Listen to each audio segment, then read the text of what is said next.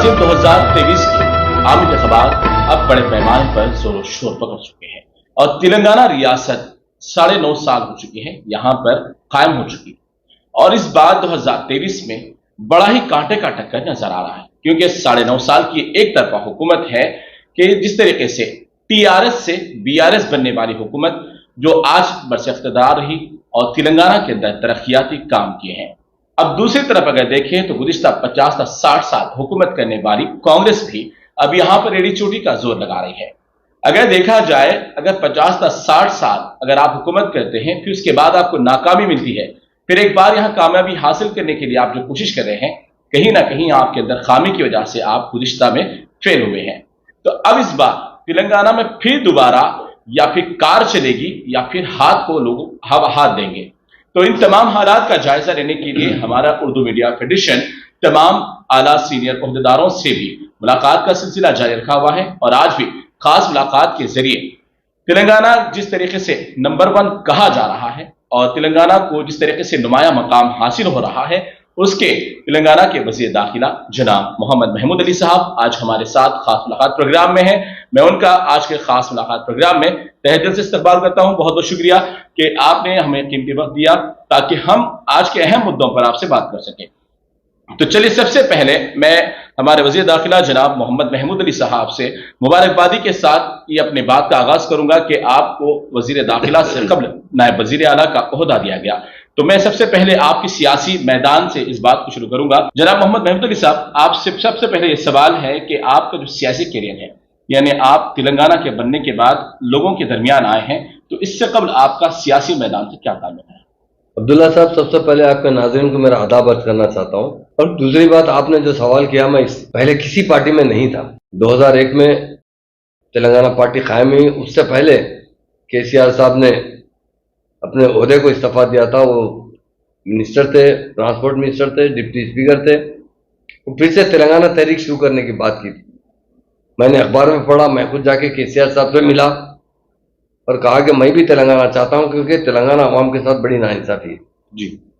जब केसीआर साहब ने कहा आइए महमूद भाई आप भी हमारे साथ जुड़ जाइए, मैं जुड़ गया उनके साथ। कुछ दिन के बाद पार्टी का क़याम अमल में आया। जब से सीएम साहब के साथ हूँ और सीएम तेलंगाना तहरीक में उनके साथ जुड़ा रहा। तेलंगाना हासिल हुआ 14 साल की जद्दोजहद के बाद, और केसीआर साहब ने मुझे पहली बार डिप्टी चीफ मिनिस्टर का ओहदा दिया, रेवेन्यू मिनिस्टर दी, और फिर सेकंड टाइम में होम मिनिस्टर का ओहदा दिया। मैं सीएम साहब का शुक्रिया अदा करता हूँ और मैंने अपने फ़राइज़ अंजाम देने में कोई कोताही नहीं की है। हमेशा पार्टी की लॉयल्टी में रहता हूँ और मुझे फ़ख्र है। लीडर तो बहुत होते हैं दुनिया में, बहुत से लोग बड़े बड़े ओहदों पे जाते हैं। मेरे हिसाब से हिंदुस्तान में नंबर 1 कोई लीडर है, सेकुलर लीडर है और मुसलमानों को चाहने वाला कोई लीडर है तो वो केसीआर साहब। केसीआर साहब यकीनन पॉलिटिक्स में बहुत से सीनियर है, मगर उन्होंने हमेशा एक बात कहा करते हैं, जो भी लोग पॉलिटिक्स में आना चाहते हैं आइए, जरूर वेलकम, मगर उनको 2 लोगों से बड़ी मोहब्बत होना चाहिए। 2 बातों में बताते हो, एक तो अपने वतन से मोहब्बत होना चाहिए, दूसरी वतन में बसने वालों के साथ मोहब्बत होना चाहिए। बराबर। दुनिया आज के ज़माने में लोग सियासत का इस्तेमाल कर रहे हैं, मजहब की बुनियाद पर कर रहे हैं, जिसकी वजह से लोगों की तरक्की रुकी है, मुल्क की तरक्की रुकी है। मगर केसीआर साहब सारे कौमों को एक साथ देखते हैं। पुराने लोग कहा करते थे, निज़ाम हमेशा कभी कभी कहा करते थे, हिंदू और मुसलमान मेरे 2 आंख है। मैं समझता हूँ उसी के नुक्ते नज़र से आज बादशाह तो बादशाह होते हैं, चीफ मिनिस्टर भी बादशाह से कम नहीं होते। अक्सर आपका एक मशहूर कलाम और एक लफ्ज इस्तेमाल करते हैं कि नंबर 1 तेलंगाना के केसीआर नंबर 1। तो किस वजह है कि क्या इनकी नज़र में वाकई जो इस तरह से आप कह रहे हैं कि हिंदू मुसलमान को वो 2 नज़रिया नहीं बल्कि एक नज़र समझते हैं, तो इसकी वजह से आप नंबर 1 का मकाम दे रहे हैं? अब्दुल्ला साहब, एक बात मैं आपसे पूछना चाहता हूँ, आप एक अच्छे सहाफ़ी है, स्मार्ट आदमी है, आप बताइए 2014 से पहले फिसादात क्यों नहीं रुके? जी, बड़ा सवाल। हिंदुस्तान तो 1947 में आज़ाद हुआ, 1948 में इस तेलंगाना स्टेट को इंडिया में जम किया गया। जब से लेकर 2014 तक फिसाद रुका क्या? बताइए आप, किसी के दौर में रुका क्या? चाहे वो तेलुगु देशम 18 साल हुकूमत की, ये बड़ी अहम बात है। कांग्रेस 50 साल हुकूमत की, तेलंगाना स्टेट इतनी पुरअमन है, हैदराबाद खास तौर से। आप देखिए रात का टाइम ऐसा होता था, कुछ गलियां थे, आप भी जानते हैं, कुछ लोग मुसलमान भाई नहीं जाते थे, कोई गलियों में हिंदू भाई नहीं आते थे रात का टाइम। और हमारे आज के टाइम पे देखिए बुर्कापोश खवातीन रात के 1 बजे 2 बजे भी वो गलियों में से आसानी से गुजरते हैं। ये बात सही। वहां किसी किस्म का डर खौफ नहीं है। आज ये डर खौफ निकालने वाला कोई लीडर तो केसीआर साहब जी। जिस तरीके से चलिए, बहुत ये बात अहम है कि 2014 के बाद से अब तक कोई फिसादात नहीं हुए, ये तो हम भी मानते हैं, क्योंकि जब कोई रियासत के अंदर कोई हिंदू मुस्लिम का जब फिसाद छिड़ता है तो अमीर रह ही जाते हैं, उनकी और भी मजीद तरक्की चलती है, लेकिन एक गरीब अफराद, एक शख्स के ऊपर बहुत बड़ा इसका वजन पड़ता है। 6 माह वो पीछे हो जाता है, 1 साल पीछे हो जाता है। यहाँ केसीआर साहब के लिए ये बात वाकई बहुत अच्छी है कि इन्होंने यहाँ पर अपना जो वायलेंस होने वाले वाकयात है, कर्फ्यू वगैरह जैसे मामलात को बहुत ही अच्छा रखा। अब आपको लेकर एक सवाल करते हैं, जब से आपको होम मिनिस्ट्री का भी एक ओहदा दिया गया, और बड़ी अच्छी बात है कि केसीआर साहब कैबिनेट में एक मुसलमान को एक अच्छे ओहदे पर फायज किया, तो क्या जब से आपको होम मिनिस्ट्री का जो ओहदा दिया गया तब से आपने मुसलमानों का क्या फायदा किया? देखिए साहब, इसमें हिंदू और मुसलमान नहीं होते लैंड ऑर्डर में जी। लैंड ऑर्डर एक ऐसा सब्जेक्ट है जिसके अंदर बिला मजहब मिल्लत इंसाफ देना पड़ता है जी। मैंने मुकम्मल इंसाफ दिया है, मुसलमान हो हिंदू हो जी। ये जब भी जो लोग मेरे पास आते हैं, मेरे को जितना मुसलमान चाहते हैं उतना हिंदू भी चाहते हैं जी। आप कभी भी बाहर सर्वे कर लीजिए, आप तो जर्नलिस्ट है, मेरे घर के दरवाजे खट पर कोई भी आ जाता है, 100% उसके साथ इंसाफ करता। मैंने कई बार हमारे डीजी और कमिश्नर से किसी इंसाफ के मामले में कोताही की हुई तो मैंने कहा कि मैं 1 मिनट में इस्तीफा दे दूंगा, क्योंकि मुझे जो सीट दी गई है ये इंसाफ की सीट दी गई जी। मेरा काम है इंसाफ दिलाना, जो मासूम लोग आते हैं, मजलूम लोग आते हैं, उनके लिए मदद करना मेरा फर्ज है जी। मैंने पूरा 5 साल के अंदर मुकम्मल तरीके से केसीआर साहब ने मुझे जो ओहदा दिया गया उसे इंसाफ के लिए इस्तेमाल किया, और केसीआर साहब के जो तवक्कुआत थे अमन के, उसे पूरा का पूरा करने की कोशिश की। और ये डेफिनेट आज तेलंगाना स्टेट यकीनन इंडिया में नंबर 1 स्टेट है अमन के लिए। मैं नहीं कह रहा हूँ, आप जाके पूरे जो अदर स्टेट के लोग जो मेरे पास आते हैं, जब घूमने के बाद मुझसे मिलते हैं, मिलके कहते हैं कि होम मिनिस्टर साहब हम आके यहाँ 4 दिन हुआ है, गुजरात से कुछ लोग आए थे परसों, वो कह रहे थे कि हम देखने के बाद बड़ा ताजुब हुआ, हम शमशाबाद जा रहे थे तो लोग मोटरसाइकिल पे अपनी बीवी को बिठाकर आ रहे थे, उसके गले में 10 तोले 15 तोले सोना था। अरे हमारे पास तो हाथ में अंगूठी बेच के औरत बाहर नहीं जा सकती रात का टाइम, गुजरात के इलाके में, हाँ, जहां पर हमारे प्राइम मिनिस्टर का इलाका है। तो उन लोगों ने कहा कि यहाँ पर इतना अमन है तो डेफिनेट पूरे हिंदुस्तान में सबसे कहीं अमन है तो हमारे स्टेट के अंदर है, क्योंकि हमारे सीएम साहब बहुत स्ट्रिक्ट है। लेकिन मेरा जो सवाल इसके अंदर ये था, मुसलमान यानी आपको जो पर्टिकुलरली एक मुसलमान होने के नाते ये ओहदा दिया गया, तो इसमें एक सवाल ये बनता है कि बहुत सारे मुसलमान भी आपकी एक सूरत होने की वजह से अपने अपने यानी ओहदे हासिल करने के लिए आपके सामने बिल पेश किए, यानी रिप्रेजेंट हुए, दरखास्तें दी कि ताकि वो भी पुलिस के महकमे में शामिल हो सके। लेकिन कई मरतबा ऐसा सुनने में आया कि बहुत सारे मुसलमानों को पुलिस के महकमे में दाखिला नहीं दिया गया। ऐसा रहता ये नहीं है कि चीफ होम मिनिस्टर के हाथ में नहीं रहता कि किसको भी मुलाजिमत दी जाए जी। हमारे पास बाज़ाब्ता मुलाजिमत के लिए एक कमीशन बैठा रहता है जी। वो एग्जाम्स लेते हैं, उसके लिए अच्छे तरीके से आप एग्जाम जो पास करते हैं, जैसा पुलिस में परसों 17,000 लोगों का अपॉइंट किया गया, उसके लिए रिक्रूटमेंट बोर्ड है हमारे पास। उसने जो क्वेश्चन दिया उसके बाद आंसर देने के बाद उसी ट्रेनिंग के अंदर वो सक्सेस होते हैं। उनकी हाइट होना चाहिए, उनकी पर्सनैलिटी होना चाहिए, उनकी नॉलेज होना चाहिए, उसके बाद वो उनको जॉब दिया जाता है। जॉब मेरे हाथ में नहीं रहता। अगर कोई मुसलमान आ गया कि मुझे पुलिस में जॉब दिया जाए, ये नामुमकिन है। कोई हिंदू भी अगर होम मिनिस्टर होता वो भी नहीं दे सकता। तेलंगाना स्टेट बनने के बाद सीएम साहब ने जिस तरह रूल्स पास किए, जिस तरह सिस्टमेटिक काम कर रहे हैं, उसमें कोई रिकमेंडेशन नहीं रहा। हाँ, मुसलमान आते हैं मेरे पास, डेफिनेट आते हैं, मैं बहुत काम करता हूँ। मुसलमान का कोई भी मुस्लिम तकलीफ में आता है, मेरे पास जब आता है मैं ओपनली उनके लिए काम करता हूँ, इसलिए कि मैं एक ही होम मिनिस्टर, एक ही मुस्लिम मिनिस्टर हूँ। हमारे अलावा और कई हिंदू मिनिस्टर्स हैं जहाँ पर हिंदू सिख दूसरे भाई जा सकते हैं। मेरे पास जो अकलियतें आते हैं, तकलीफों का मैं सभी का मिनिस्टर हूँ, पर उनकी तकलीफ दूर करने की पूरी कोशिश करता हूँ जी। जिस तरीके से आप वजारत दाखिला यानी होम मिनिस्ट्री एक बहुत बड़ी जिम्मेदारी है। स्टेट को अगर पूरा मन रखना है तो होम मिनिस्टर के हाथ में होता है। तो यहाँ अक्सर ऐसा होता है कि आपने एक फ्रेंडली पुलिस का नाम दिया, और फ्रेंडली पुलिस में अक्सर ऐसे शिकायतें मौसूल आप तक भी हुई, और जो कई मरतबे मीडिया के अंदर भी वो शिकायतों को प्ले किया गया। तो वो शिकायतें ये हैं कि थोड़ा सा नजरियात जो है पुलिस के फ्रेंडली पुलिस नहीं है बल्कि गुंडागर्दी के लिहाज से हो चलती है। इस बार आपसे कई मरतबा तयक्कुन की भी बात आई थी, लेकिन इस मामले पे कई कत्ल गारतगिरी के मामलात भी पेश आए हैं। काफी आपने संभाला, बहुत अच्छी बात है, लेकिन कई ऐसी जहनीत वाले अफराद हैं जो पुलिस स्टेशन के अंदर मुसलमानों के साथ, खास तौर पर इसलिए मुसलमान का नाम ले रहा हूं क्योंकि एक आपका वजारत जुड़ा हुआ है, इसीलिए तो उनके ताल्लुक से आप क्या कहेंगे इस बारे में? देखिए, आपसे जो बात आपके पास आप तक जो आई है, हमारे ऑफिसर्स बहुत अच्छे हैं, पुलिस ऑफिसर्स अच्छे हैं। हो सकता है नीचे लेवल पे कोई कांस्टेबल हो या कोई होमगार्ड हो किसी के साथ ज्यादती कर ले, मगर ऐसी कोई शिकायत हम पर हम खुद हम लोगों से कहते हैं कि आप अगर नीचे कोई तकलीफ ही तो ऊपर तक आइए जी। और हमारे जो पुलिस डिपार्टमेंट के जो आईपीएस ऑफिसर्स है उनका रवैया बहुत अच्छा होता है। फ्रेंडली पुलिस की जो बात कर रहे हैं जी, पहले की गवर्नमेंट भी कई पुलिस डिपार्टमेंट, मैत्री डिपार्टमेंट, ये डिपार्टमेंट से मदद देते थे, मगर पुलिस फ्रेंडली होने के बाद साथ ही साथ हमने जितना पीडीएट बुक करके लोगों को, गुंडों को अंदर डाला है, अंदाजा नहीं कर सकते आप इतने लोगों को अंदर डाला है। ऐसा फ्रेंडली किसके साथ है?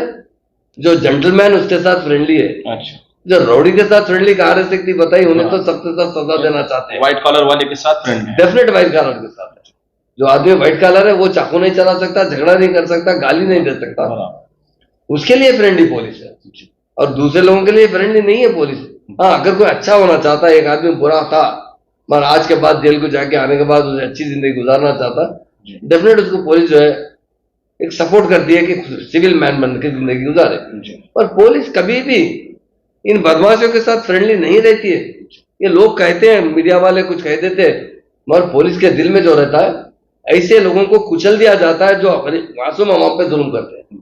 एक अहम सवाल, कल एक पेपर में एक बहुत बड़ा मसला उठाया गया कि केसीआर आने वाले वक्त में जब इक़्तिदार में आ जाएंगे तो दीनी मदारिस को अभी से नोटिस जारी कर दी गई और आने वाले वक्त 2024 में आजान की पाबंदी भी लगाई जाएगी।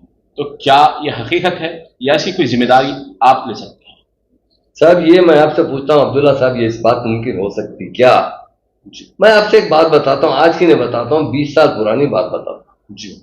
जब केसीआर साहब मूवमेंट में काम करते थे, मूवमेंट चलाते थे, हमेशा अपनी तकरीर में एक बात कहा करते थे कि हमारे घर में एक रूम हुआ करता था।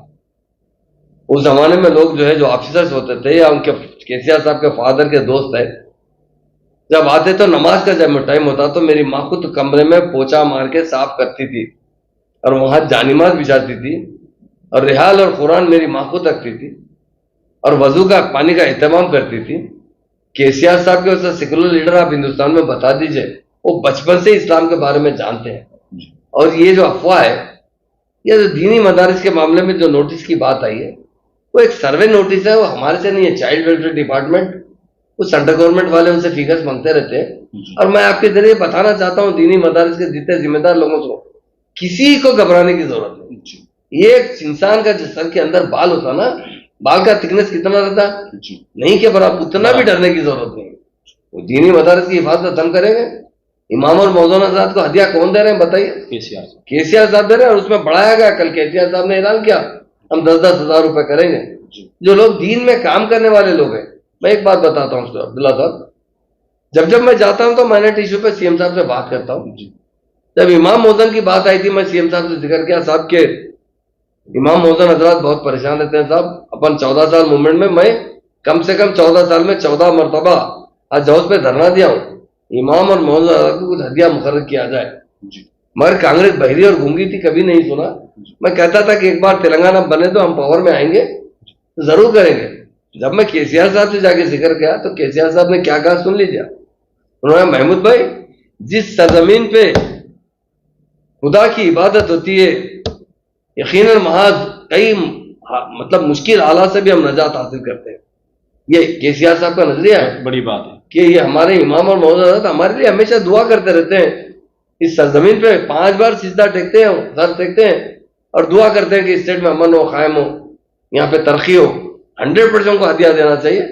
आप कल से ही सर्कुलर जारी कर देंगे, 10,000 इमाम मौजूद को 5,000 दे देगा, बाद में 7,000 लोग पेंडिंग थे उन्हें भी। लेकिन इसकी भी शिकायतें हैं, 6-6 माह उसके तनख्वाह रोकी जा रही है। डेफिनेट 2 चीजें हैं अब्दुल्ला साहब, हमारे पास प्रिंटिंग प्रेस नहीं है। ओके, निजाम के जमाने में टंकसाल था यहाँ पे, नोट छपते थे, ये सेंट्रल गवर्नमेंट नोट छपते हैं, हमारे पास तो नहीं। जीएसटी जो आता है पहले सेंट्रल गवर्नमेंट को जाता है, उसके बाद हमारे पास वापिस आता है 50%। काफी जमाने से हमारी और सेंट्रल गवर्नमेंट की बहुत ज्यादा झगड़ा चल रहा है, आप भी जानते हैं। हम पर वक्त पे पैसे नहीं आ रहे, जिसकी वजह से थोड़ी देरी हो रही है। हम उनकी माजरत भी चाहते हैं, मगर जरूर जब जब मौका आया, लोगों ने मुझे खुशी का भी इजहार किया, तो आप अच्छा करें साहब, रमजान की ईद देते रहे, बकरीद की देते रहे, जब भी मुश्किल के टाइम पे अच्छी रकम मिल जा रही, महीने को महीना दिए तो खर्चा उठाते, कैसा भी तंकी में चलाते, मगर जब ईद आती है तो पैसे आप क्लियर कर देते। किसी का एक पैसा डिले जरूर हो रहा है, मैं किसी को नागा नहीं किया गया, अब तो 10-10 हजार कर दिया गया। मैं एक बात कहता हूँ, 1000 की बात करते हैं। एक बात बोलता हूँ आपको, आप कभी किसी के भवन देखे आप जाके? कभी गांधी भवन देखे? जी बराबर। कभी तेलंगाना भवन आया? जी आया। तो अब रमजान का एक महीना तेलंगाना भवन में बाज़ाब्ता लाउड स्पीकर में अदा होती, क्या होती? बराबर सुना। एक महीना इमाम का तकर्रुर किया जाता, मौज़न का तकर्रुर किया जाता, जो भी मुस्लिम लीडरान वहां पर उनकी आते, उनके रोजे का एहतमाम किया जाता है, बाज़ाब्ता जमात के साथ नमाज कहाँ होता है? तेलंगाना भवन में होता है। बराबर, ये बात। अरे परसों हमारे साथ सोहेल साहब हमारी पार्टी ज्वाइन करे, जो कांग्रेस के माइनॉरिटी प्रेसिडेंट थे, उन्होंने कहा गांधी भवन में कभी नमाज का एहतमाम किया था तो लोगों के चेहरे उतर जाते। तो आज हमारे पास तो सीएम साहब की तरफ से इफ्तार का एहतमाम किया जाता, इमाम का तकर्रुर किया था, मौज़न का, और बाज़ाब्ता माइक के अंदर आजान दी जाती है तेलंगाना भवन के अंदर। तो मैं मुस्लिम भाइयों को एक बात का तहफ़्फ़ुज़ देना चाहता हूँ आपके जरिए, हम कभी भी, हमारी पार्टी हो या हमारे सीएम साहब हो, ऐसा मुसलमान भाई कभी सोच भी नहीं सकते, हमारी गर्दन कट जाएगी पर हजार रुकने वाली नहीं है। बड़ी बात है। यानी जो नाज़रीन को तजस्सुस अभी ये जहन में डाला गया कि आने वाले वक्त 2024 में आजान पर पाबंदी लगाई जाएगी और इस तरीके से दीनी मदारिस पर बैन लगाया जाएगा नोटिसों के जरिए, लेकिन ये बात वाज़ेह हो गई है कि गर्दन कटेगी मगर आजान लाउड स्पीकर पर कभी नहीं होगी। बड़ी अच्छी बात है तेलंगाना के तमाम मुसलमानों के लिए और आलम इस्लाम के मुसलमानों के लिए बहुत अच्छी बात है। चलो एक और दीनी मदारिस को लेकर जब बात उठी है तो एक अहम सवाल है कि हिंदुस्तान की मायनाज एक अजीम दीनी दरसगाह है जामे निजामिया। जामे निजामिया में किसी से अपने साहब ने अपनी तरफ से जो भी एक हदियतन एक ऑडिटोरियम का वहां पर इमारत को तामीर किया है, क्या इस तरीके से मुसलमानों की जब वोट की बात आ रही है तो उलमाए किराम और जो भी अकाबरीन हैं उनका बहुत बड़ा सपोर्ट आपकी पार्टी को मिल रहा है, तो क्या जामे निजामिया की जैसी अजीम दीनी दरसगाह है उसके लिए केसीआर साहब, क्योंकि वहां पर हजारों मुसलमान लाखों मुसलमान पढ़ के निकले हैं, तो क्या उसके अंदर कोई डेवलपमेंट या कुछ और तरह के काम होंगे? अब्दुल्ला साहब, मैं आपसे एक बात पूछना चाहता हूँ जी, हिंदुस्तान आजाद होकर 75-77 साल हो चुके हैं जी, कोई चीफ मिनिस्टर जामे निजामिया का दौरा किया क्या? आप बताइए। नहीं किया। बराबर। हमारे चीफ मिनिस्टर से पहले चीफ मिनिस्टर जो जामे निजामिया का दौरा करे, मैं खुद उनके साथ था जी। जामे निजामिया देखने के बाद सीएम साहब ने कहा आपके पास कोई ऑडिटोरियम नहीं है जी। खलील साहब ने किया, सही नहीं है साहब, अगर बन गया तो बेहतर है। बराबर। सीएम साहब ने उसी को ऐलान किया जितना खर्चा हो बराबर मेरी तरफ से, हुकूमत की तरफ से ऑडिटोरियम बनाया जाएगा जी। अब्दुल्ला साहब 14 करोड़ 60 लाख रुपए खर्चे से ऑडिटोरियम बनाएगा। बड़ी बात है। आप मामूली बात है क्या? बताइए। बड़ी बात। यकीनन बहुत बड़ा मदरसा है वो, जो अनवरुल्लाह साहब उसके बानी है, उन्होंने दुनिया की तालीम भी दी, अनवर कॉलेज भी उन्होंने कायम किया, जामे निजामिया भी उन्होंने कायम किया, डेफिनेट उसका एहतराम करते हैं। बाज़ाब्ता वहां जो बच्चे पास, आप देखिए वहां मॉडर्न एजुकेशन भी दिया जा रहा है, उन बच्चों को आलिम फाजिल का जो कोर्स है उसको इंटरमीडिएट की डिग्री दी जा रही है, ये देने वाले को ये तो केसीआर साहब है। तो डेफिनेट मैं आपसे बताता हूँ, हम उलमाओं का बड़ा एहतराम करते हैं, हम तो मामूली इंसान हैं, उनके जो पाँव में चप्पल के नीचे जो धूल रहती ना उसके बराबर है हम आज आपके सामने नहीं कह रहे हैं। जब मुझे नरगुंडे में रात का मुकाबला हुआ जी, खारी हजरात आए थे पूरे हिंदुस्तान के जी, मैंने कहा अब वो अहम शख्सियतें हैं जो कुरान को अपने दिल में रखते हैं। बड़ी बात। एक बार का वाकया सुनाता हूँ आपको।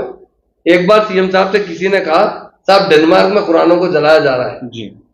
सीएम साहब ने कहा वो बेवकूफ इंसान है जी, अरे कुरान कब खत्म होगी मालूम? जलाने से खत्म नहीं होगी, जिस दिन क़यामत आएगा उस दिन कुरान खत्म होगी। सीएम साहब के अल्फाज, सीएम साहब के अल्फाज है। केसीआर साहब के जो अल्फाज है, उन्हें जो दीनी मालूमात है बहुत अच्छे मालूमात है। जब सीएम साहब ने गुस्से से कहा कि कुरान जाए तो वाला बेवकूफ है जी, कुरान जलने से जलती है, कुरान तो जब खत्म होगी जब क़यामत आएगी। बेशक सही, कुरान तो दिलों में है। बेशक। इसलिए हम भी यही बोलते हैं, किसी को 56 इंच की सीने की जरूरत नहीं है, 6 इंच का जो दिल है ना, बराबर वो नरम होना चाहिए, वो केसीआर साहब की तरह होना चाहिए।